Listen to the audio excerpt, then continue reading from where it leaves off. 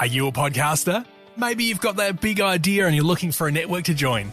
The multi-award-winning Ozcast network can get your content to eyes and ears all over the world. Join now for the first month free, and you could be featuring this sound at the beginning of your podcast. Ozcast. Simply head to ozcastnetwork.com for details.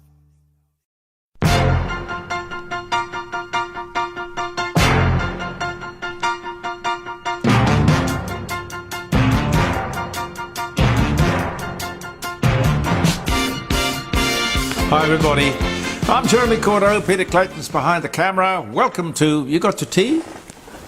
Yeah. Good. In the Nova Cup, I notice. Yes. Welcome to the garage and the court of public opinion, from where we broadcast and podcast Monday, Tuesday, Wednesday, Thursday, and of course Friday we do our live streaming show. That was the door. I sometimes wonder whether there's not a breath of wind outside, why the door slams. Spirits in the garage, maybe.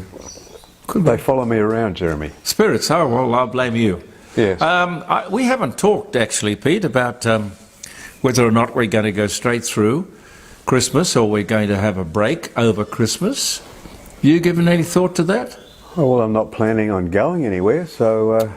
No. It's up to you, Jeremy.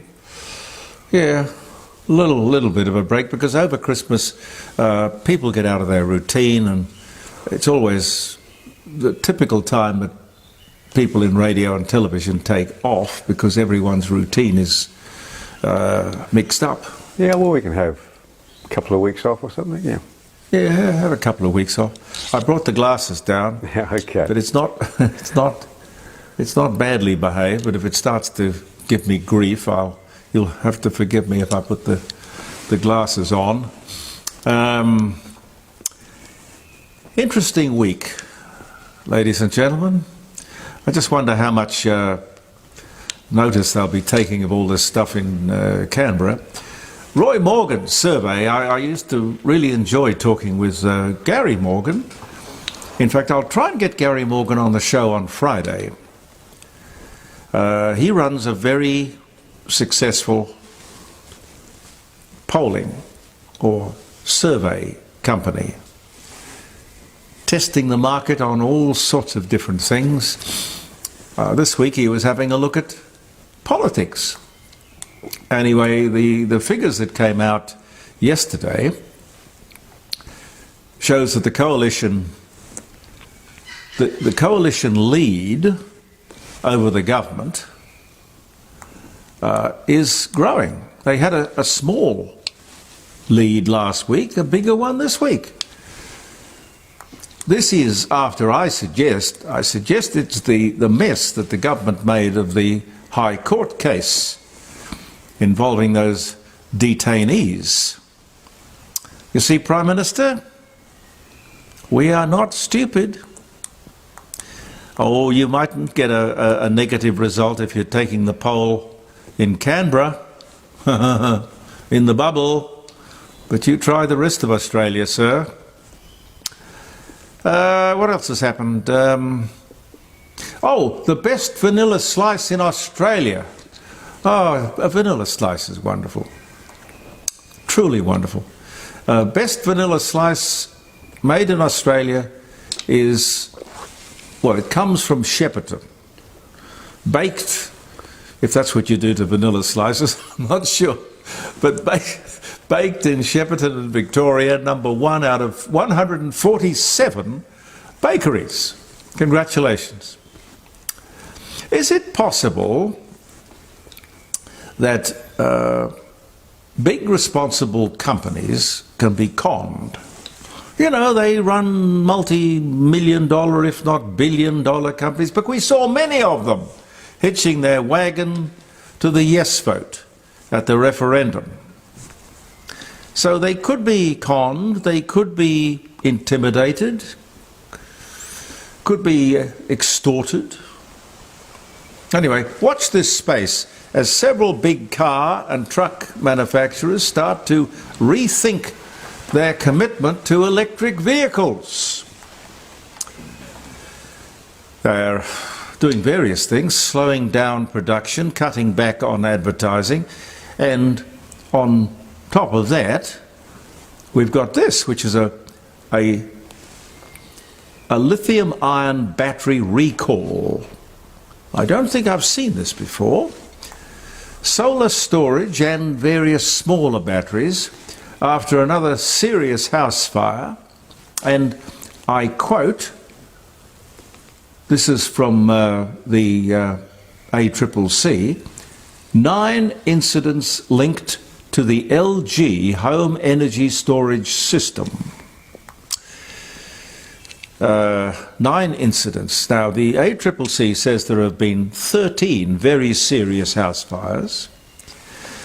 There are hundreds of thousands of these batteries out there. And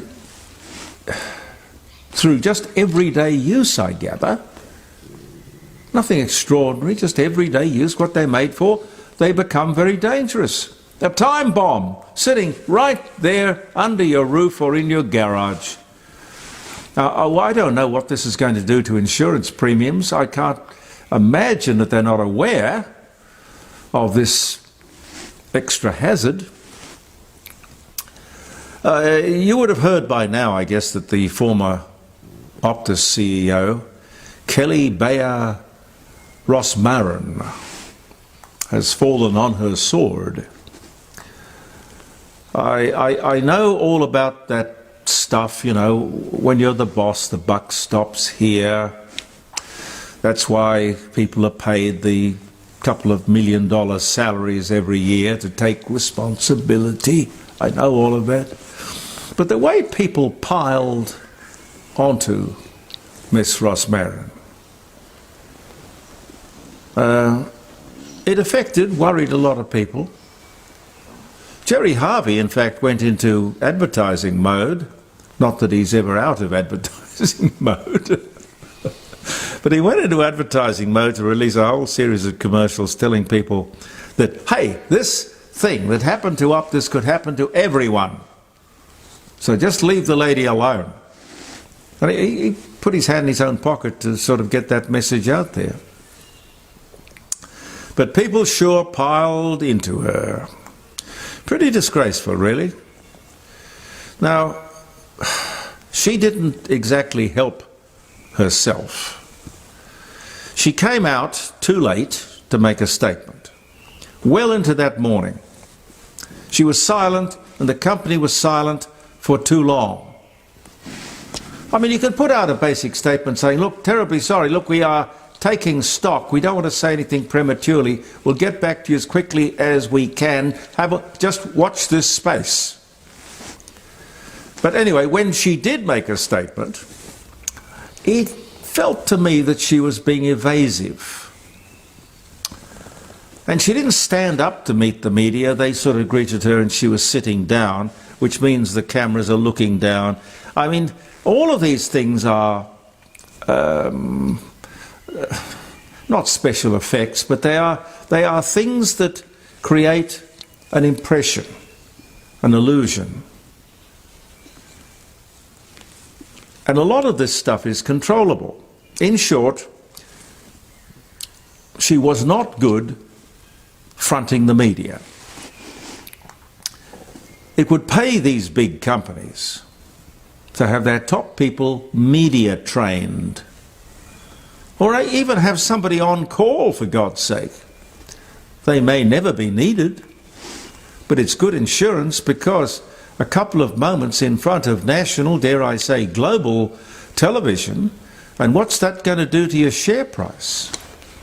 Tell you what, Optus that day dropped $2 billion. Something else which is a must, I think, is crisis management. You know, if you handle it right, it is not a crisis. Sure, it's an event, it can be embarrassing, but you've got to handle it right. Worth looking at, but of course a lot of companies just sort of head through the financial year and think, oh, it'll be all right, nothing's going to happen, it'll be fine. Well, if you do that, you're lucky if you get by without something that you need some special advice on. The whole thing reminds me a lot of Christine Holgate. Do you remember the Christine Holgate incident? Do you remember that, Pete? No, no. Former head of Australia Post, who was attacked for her policy of rewarding performance with an expensive watch. I don't know, it was a Cartier or it was a something or other. Anyway, the Prime Minister used his parliamentary privilege to insult her. She too was hounded into throwing in the towel when, if she had been better on her feet. I know it's difficult when you're being attacked, but this is where you need a cool head and you need good advice. If she had been better on her feet, she could have turned the whole thing around. 4 expensive watches to employees who had secured multi-million-dollar deals was good business. Far cheaper than paying people bonuses, I would dare say. And something that on the wrist of people who had worked hard and had been rewarded would have been a constant reminder to them that to succeed and to excel is worthwhile, admirable. Anyway, my thoughts on the subject for what it's worth. You might like to talk to us on Friday about it. Should we allow uncontrolled foreign ownership of residential property here in Australia? What do you think, Pete? Absolutely not. No, I agree with you. I mean, we can't go to foreign countries and buy up. We won't be allowed. Can you imagine going to China and buying property in China? You'd never be allowed to do it. 600,000 migrants each year.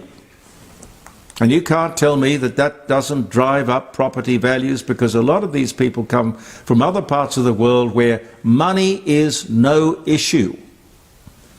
Are you happy with that? Pete's shaking his head. And ultimately the government should ask the simple questions like, can we house them? Can we employ them? We have to create 30,000 new jobs a month just to keep up with immigration. Now, this is clearly stupid.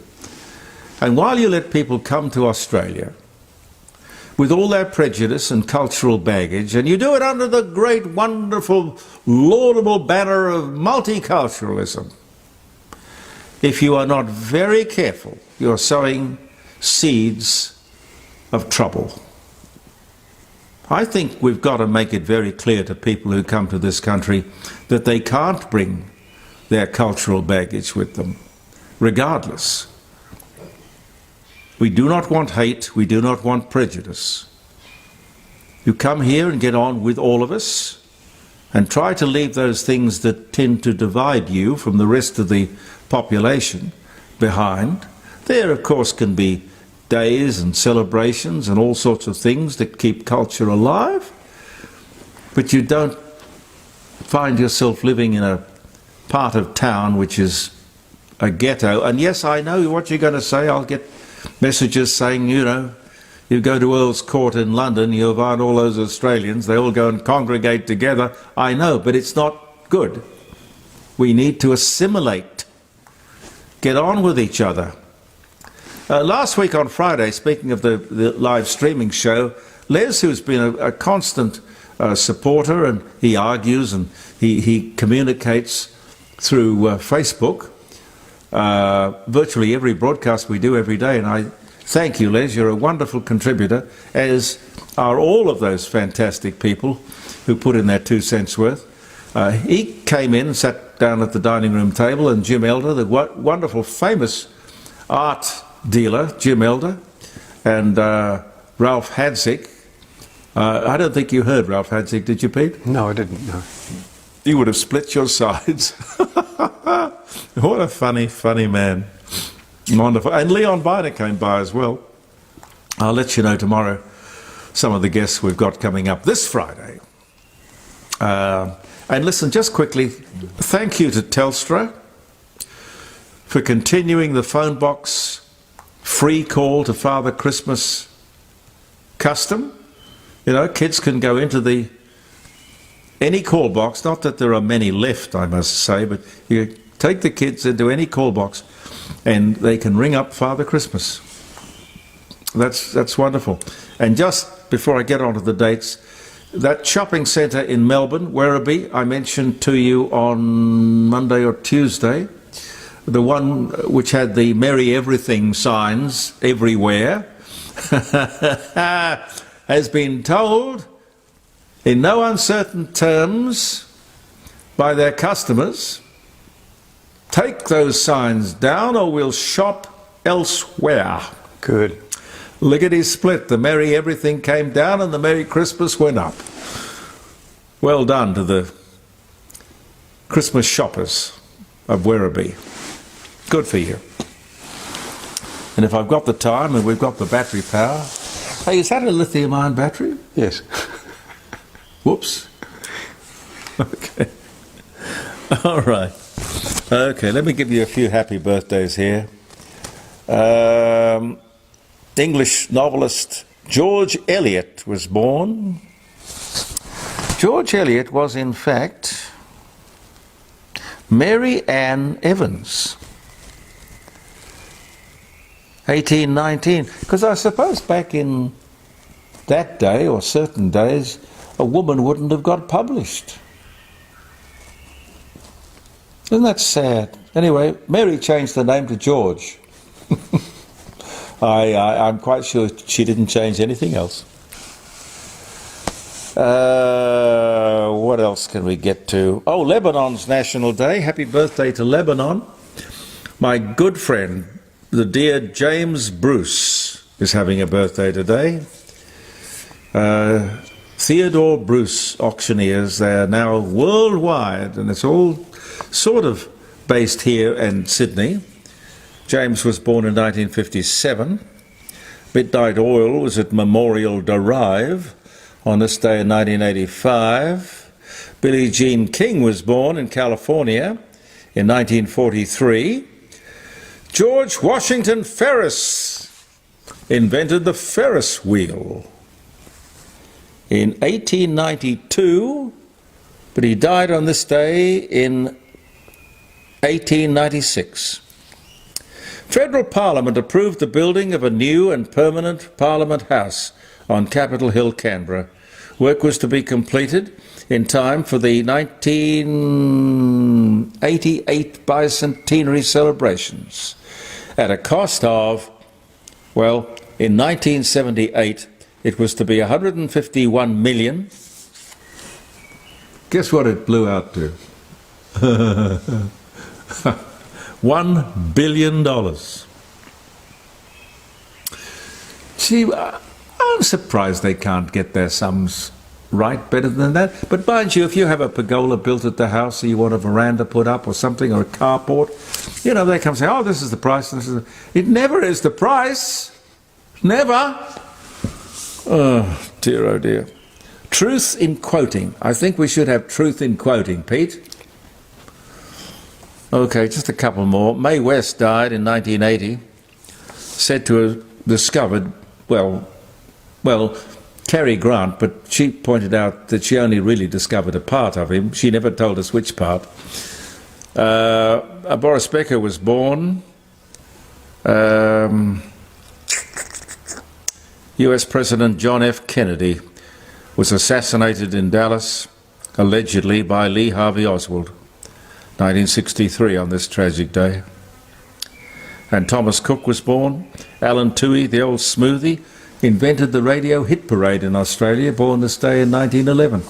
Thank you for viewing the Court of Public Opinion, ladies and gentlemen. I'm Jeremy Cordeaux. Peter Clayton and I will be back tomorrow. Believe in yourself, and goodbye for now. Are you a podcaster? Maybe you've got that big idea and you're looking for a network to join. The multi-award-winning Ozcast Network can get your content to eyes and ears all over the world. Join now for the first month free, and you could be featuring this sound at the beginning of your podcast. Ozcast. Simply head to ozcastnetwork.com for details.